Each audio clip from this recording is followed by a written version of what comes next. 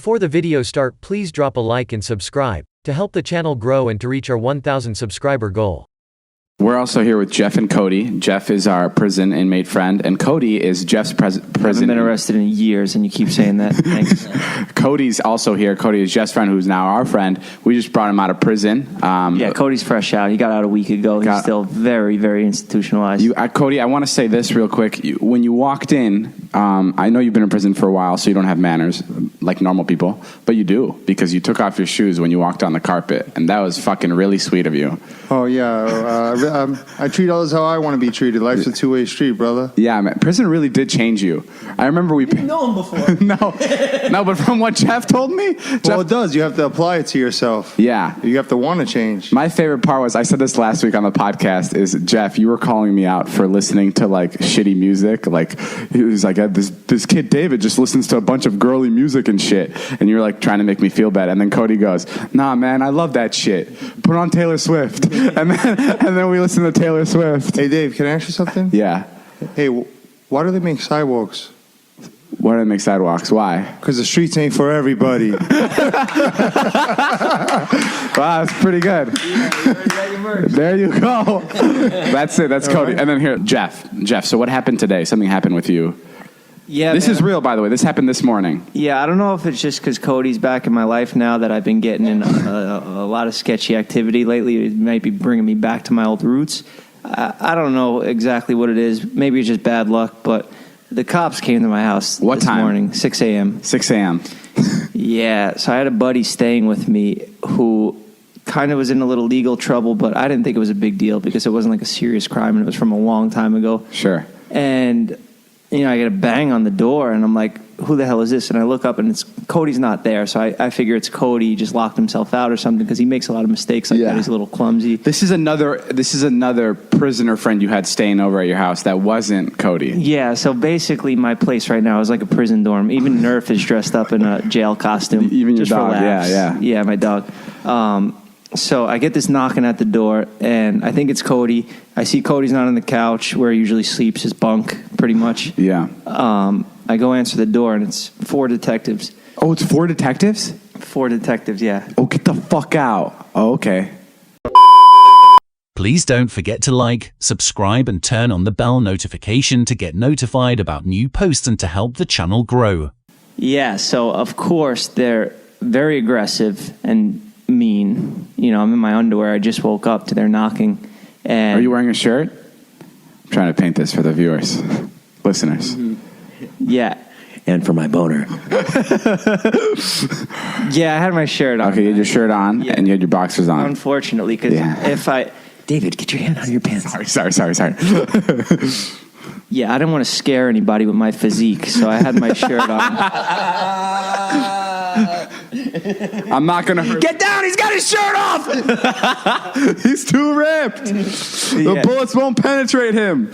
All right, and then, okay, so then what did they say? So, of course, they asked me right off the bat, do you know this guy? And I say, no. They showed you a picture of him? Yeah. Oh, okay. And I say, nah, I don't know that guy. But you know him. Well, actually, no, I'm wrong. First they said, are you the name? And then I said, nah, that's not me. And I was like, what are you guys here for? You got the wrong house. And then they go, do you know this guy? And I'm like, nah, is he here? And I'm like, absolutely not. Are you crazy? And they're like, all right, this is the guy. Cuff him. And I'm like, are you fucking nuts? You just woke me up. They accused you of being the guy they were looking for. Yeah. Okay. So then I say, I'll get my ID. Stay right here. They say, we don't trust you. If you leave this door right now, we're going to shoot you. We don't trust that you think you're going to get a gun.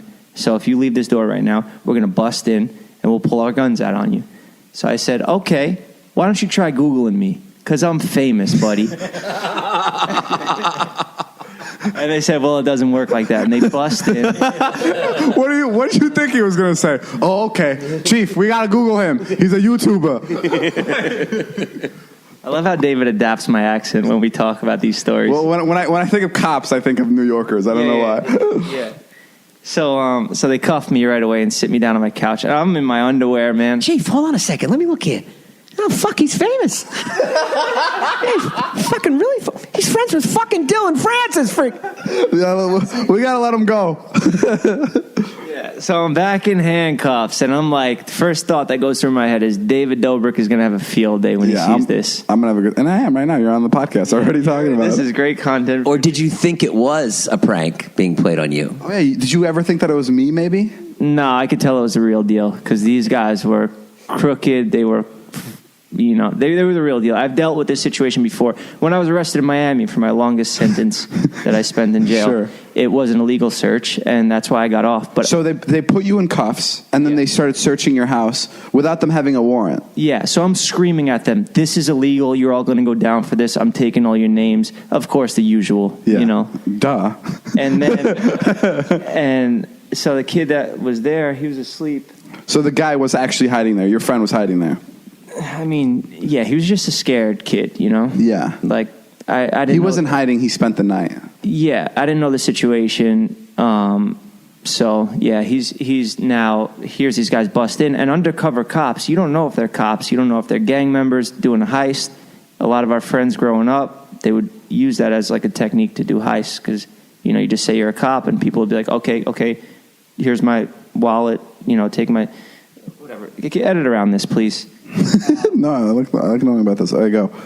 Yeah, so the kid is hiding, and they have no idea, and they're just questioning me. They run my name. They find out about my previous, arrests and probation, felonies, and all that stuff.